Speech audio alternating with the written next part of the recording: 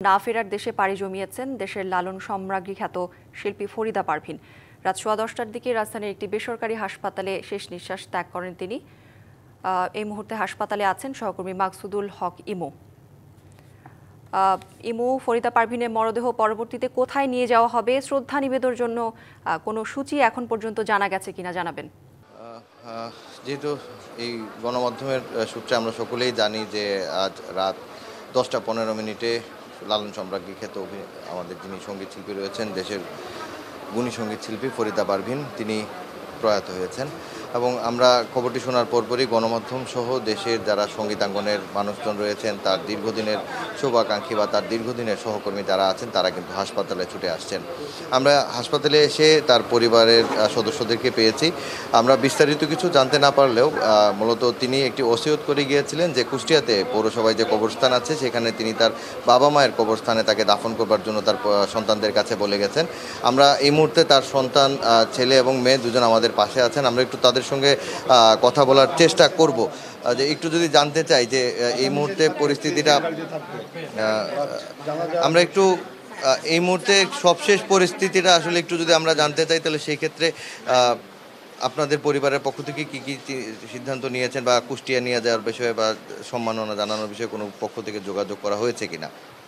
আচ্ছা, আম্মা তো মারা গেলেন 10:15-তে, তো মোটামুটি ইনফরমেশনটা সবাইকে জানানো হয়েছে। পারিবারিকভাবে এখনও জানাজার স্থান, টাইম এগুলো নিয়ে এখনও একটু কথাবার্তা চলছে। সিদ্ধান্ত হলে এটা আমরা জানাবো।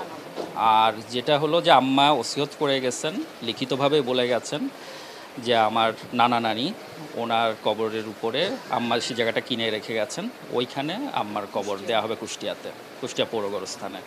তো সেটা করা হবে, কিন্তু তার আগে আমরা হয়তো আজকে একটু পরে ঠিক করব যে কোথায় জানাজা করব এবং ঢাকায় কোথায় আমরা কি করব।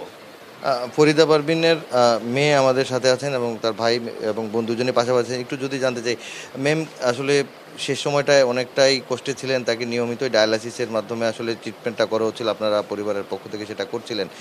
কোনো কিছু কি ম্যাম বলতে পারছিলেন বা শেষ কোনো কিছু কি ছিল যেটা ম্যাডাম আপনাদেরকে বলেছেন? না, আম্মা তো কথা যেটুকু হয় সেভাবে, কিন্তু লাস্ট কিছুদিন তো আম্মা লাইফ সাপোর্টে ছিলেন, ওই সময় তার কথা হয় নাই। তার আগ পর্যন্ত যতটুকু কথা হয়েছে ইশারা বা ইয়েতে আমরা যেটুকু বলি, তবে উনি ভীষণ পরিমাণে আল্লাহর নাম যেটুকু হতো বলতো, ইনশাল্লাহ, আলহামদুলিল্লাহ, এই শব্দগুলো বেশি বলতেন। তো আম্মা আসলে বেশি চাচ্ছিলেন যতটা ইসলামী রীতি অনুযায়ী, প্রটোকল অনুযায়ী তাকে যাতে দাফন করা হয়, যত তাড়াতাড়ি করা হয়, তারপরে নানার কবরে রাখা হয়। এগুলোর বিষয়ে উনি আলাদা করে বেশ, যেহেতু আম্মা অসুস্থ ছিলেন তো সেজন্য গত 6 মাস ধরে এই ওসিয়তগুলো চলছিল। ধন্যবাদ। আমরা হয়তো বা পরবর্তীতে আরও বিস্তারিত দর্শক আপনাদেরকে জানাতে পারবো, যেহেতু তার পরিবারের সদস্যরা বা তার দীর্ঘদিনের সহকর্মী যারা আছেন তারা ইতিমধ্যে হাসপাতালে তার মৃত্যুর খবর এখানে এসেছেন বা অনেকে আসছেন। সেই জায়গা থেকে আমরা এই মুহূর্তে যেটুকু জেনেছি যে সেটি আপনাদেরকে জানানোর চেষ্টা করলাম। পরবর্তী সংবাদে হয়তো আরও বিস্তারিত জানাতে পারবো ফরিদা পারভীনের পরবর্তী যে কার্যক্রমগুলো করা হবে সেই বিষয়ে। ইমু, ধন্যবাদ আপনাকে।